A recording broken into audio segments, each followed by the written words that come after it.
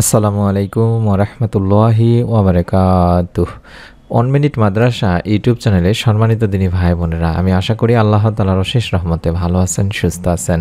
আলহামদুলিল্লাহ। আজ পবিত্র সোমবার আসরের নামাজের পরে এই ছোট্ট দোয়াটি অবশ্যই 3 বার পাঠ করবেন এবং আল্লাহ তাআলার কাছে গায়েবী সাহায্য চাইবেন। আশা করি আল্লাহ তাআলা আপনার পরিবার সংসার রিজিকে বরকত দিবেন গায়েবী সাহায্যের মাধ্যমে হলেও। তাই অনুরোধ করছি ভিডিওটি আমলের উদ্দেশ্যে সম্পূর্ণ দেখার। আজ সোমবারের দিনে বা রাতে এই আমলটি করলে মনের আশা পূরণ হবে, সকল দোয়া কবুল হবে ইনশাআল্লাহ। সাপ্তাহিক আমল পেশ করা হয় সোমবার ও বৃহস্পতিবারে। হাদিসে এসেছে এই দুদিন রাসূল সাল্লাল্লাহু আলাইহি সাল্লাম তাই রোজা রাখতেন। আবু হুরায়রা রাদিয়াল্লাহু তাআলা আনহু বর্ণনা মতে আল্লাহ রাসূল সাল্লাল্লাহু আলাইহি সাল্লাম বলেন, প্রতি সপ্তাহে সোমবার ও বৃহস্পতিবার আল্লাহ তাআলার কাছে বান্দার আমল পেশ করা হয়, তখন আল্লাহ তাআলা তার মুমিন বান্দাদের ক্ষমা করে দেন। ফরজ ও ওয়াজিব রোজা ছাড়া অন্যান্য রোজাকে নফল রোজা বলা হয়। নফল মানে অতিরিক্ত, ফরজ বা ওয়াজিব নয়। মূলত এই নফল রোজা আবার 2 প্রকার। প্রথম প্রকার হলো নির্ধারিত, যা রাসূল সাল্লাল্লাহু আলাইহি সাল্লাম কর্তৃক পালনকৃত, এই প্রকার রোজা রাখা সুন্নত।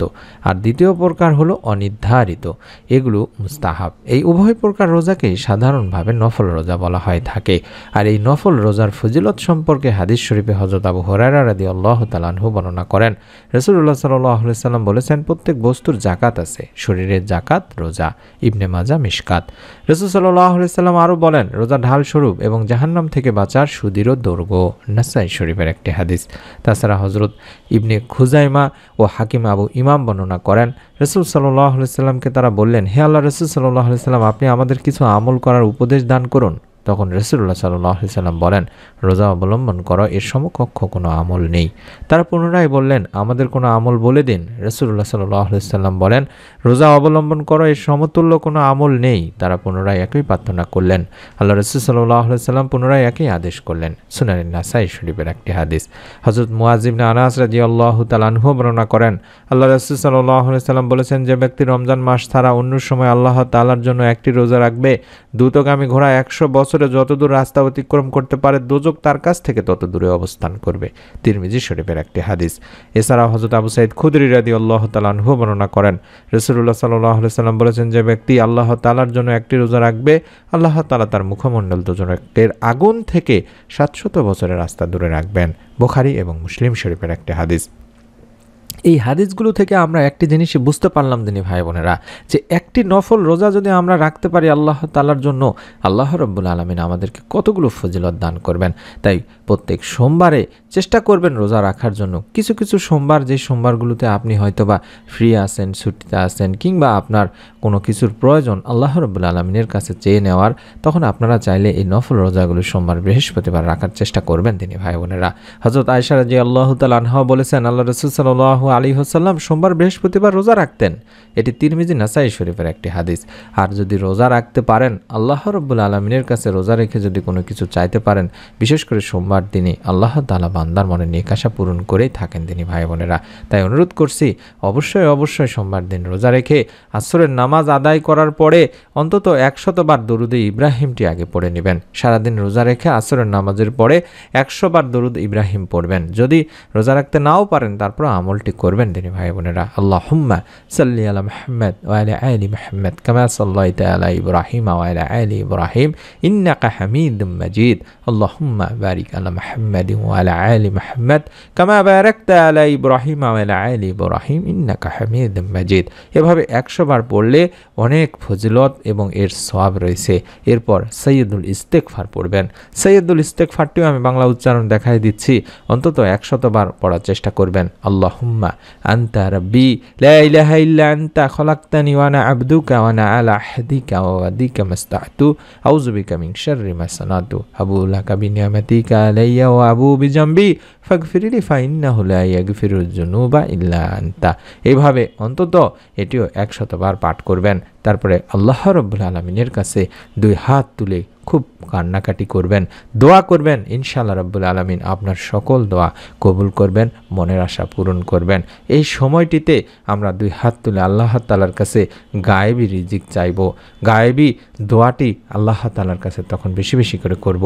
গায়েবের মালিক হলেন একমাত্র আল্লাহ রাব্বুল আলামিন। তাই আল্লাহ তাআলার কাছ থেকেই আমাদেরকে গায়েব থেকে কোনো কিছু চেয়ে নিতে হবে, আল্লাহ তাআলাকে ডাকতে হবে, আল্লাহ তাআলার কাছে কান্নাকাটি করতে হবে। তাহলে আল্লাহ রাব্বুল আলামিনের কাছ থেকে আমরাও গায়েবী ধন সম্পদ পাবো, রহমতে ভরপুর হবে আমাদের ইহকালীন এবং পরকালীন জীবন।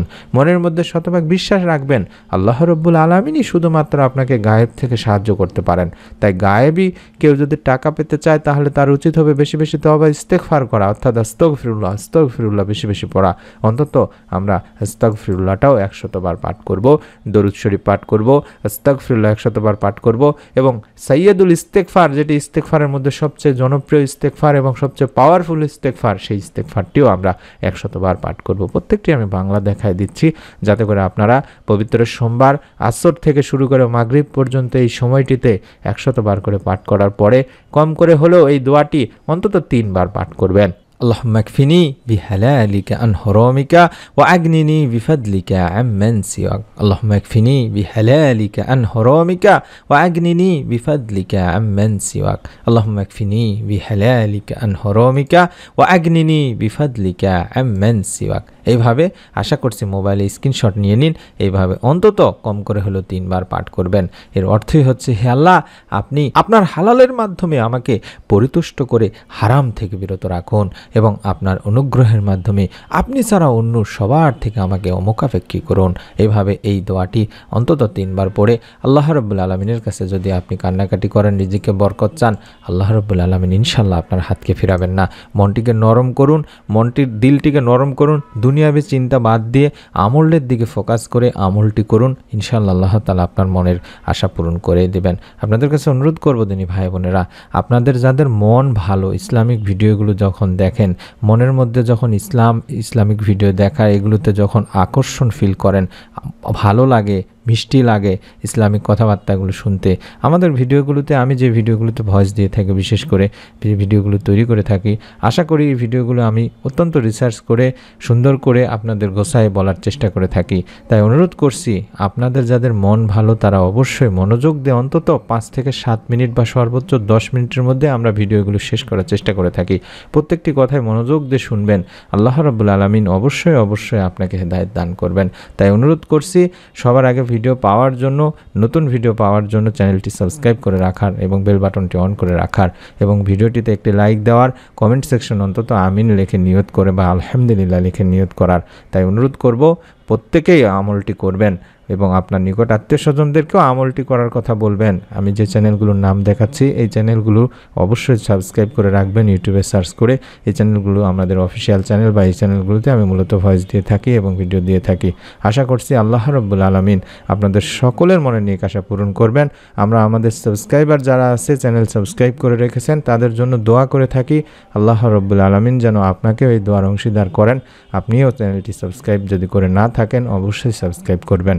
সকলে ভালো থাকুন, সুস্থ থাকুন, সকলেই আল্লাহ তাআলার কাছে বেশি বেশি এই আমলের মাধ্যমে দোয়া করুন। আল্লাহ রাব্বুল আলামিন ইনশাআল্লাহ আপনাকে নিরাশ করবেন না। আসসালামু আলাইকুম ওয়া রাহমাতুল্লাহি ওয়া বারাকাতুহু।